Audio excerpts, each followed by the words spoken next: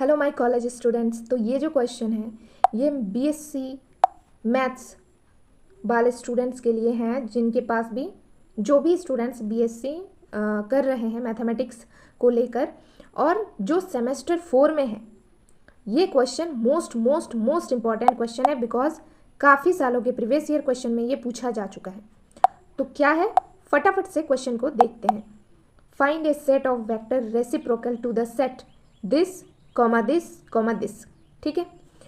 सो मैं एक चीज़ आपको बता देना चाहती हूँ कि इसके पहले वाले इंपॉर्टेंट क्वेश्चन अगर आप देखना चाहते हो, चाहे आपके पास बीएससी मैथ्स है, ठीक है, और अगर आप सेमेस्टर 1 में हो, 2 में हो, है ना, 3 में हो, 4 में हो, तो आप इस चैनल के साथ जुड़ सकते हो, बिकॉज मैं आपको वही क्वेश्चंस प्रोवाइड कराती हूँ जो कि मोस्ट इंपॉर्टेंट है। ट्रस्ट में ये सारे क्वेश्चन पूछे भी जाते हैं। ठीक है।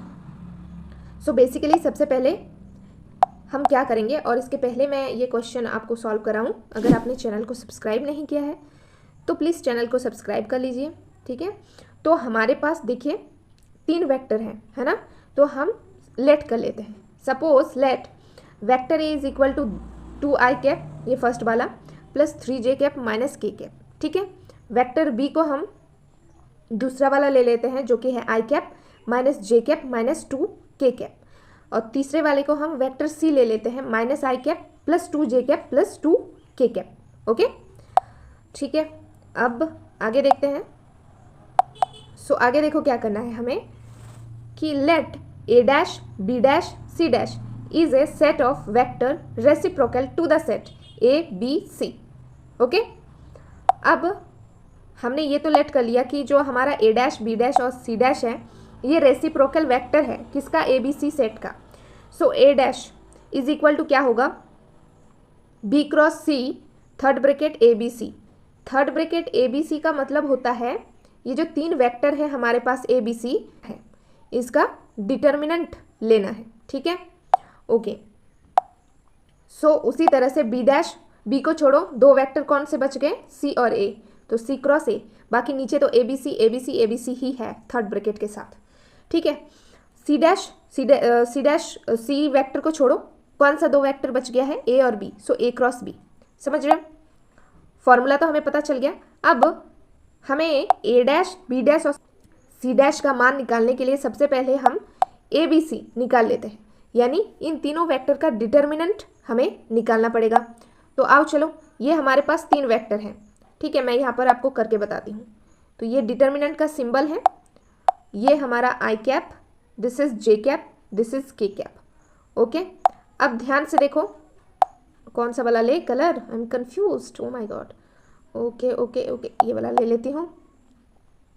सो ए वेक्टर पे ध्यान दो, ए वेक्टर में क्या है, 2i cap plus 3j cap minus k cap. तो i कैप की जगह पे 2, j कैप की जगह पे 3, k कैप की जगह पे -1। यहाँ पर बच्चे बहुत गलती करते हैं, यहाँ पर स्टूडेंट्स बहुत ज़्यादा गलती करते हैं, 1 लिख देते हैं, ये -1 है। ठीक है। उसी तरह से अब आपको b वेक्टर में ध्यान देना है। तो i कैप की जगह पे कुछ नहीं है 1, j कैप की जगह पे -1, k कैप की जगह पे -2। उसी तरीके से c वेक्टर में -1, 2 और 2। तो यही चीज़ जो है हमने यहाँ पर लिखा है। तो कैसे लिखा है वो मैंने आपको समझा दिया। ठीक है।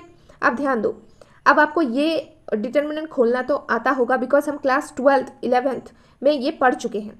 ठीक है।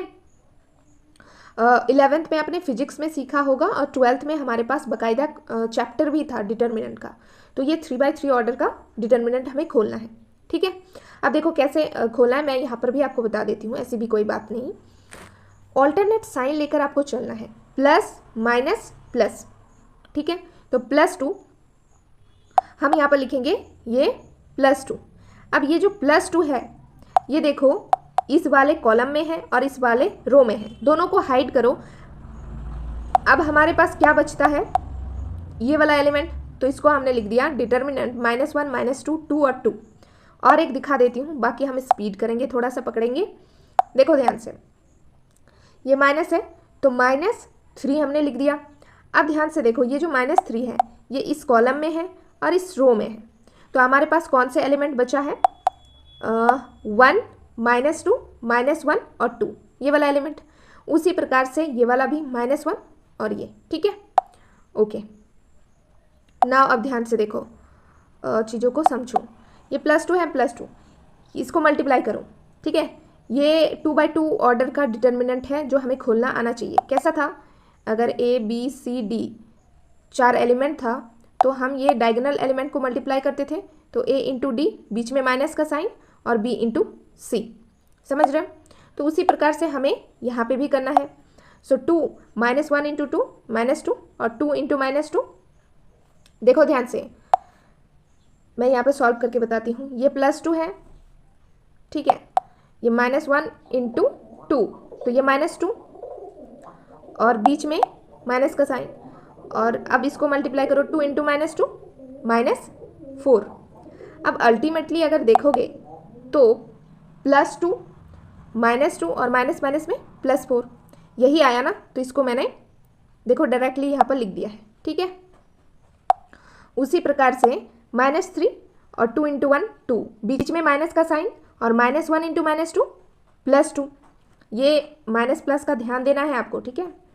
फिर -1, 2 इंटू 1 2, बीच में माइनस का साइन, और -1 इंटू -1 +1, तो 1।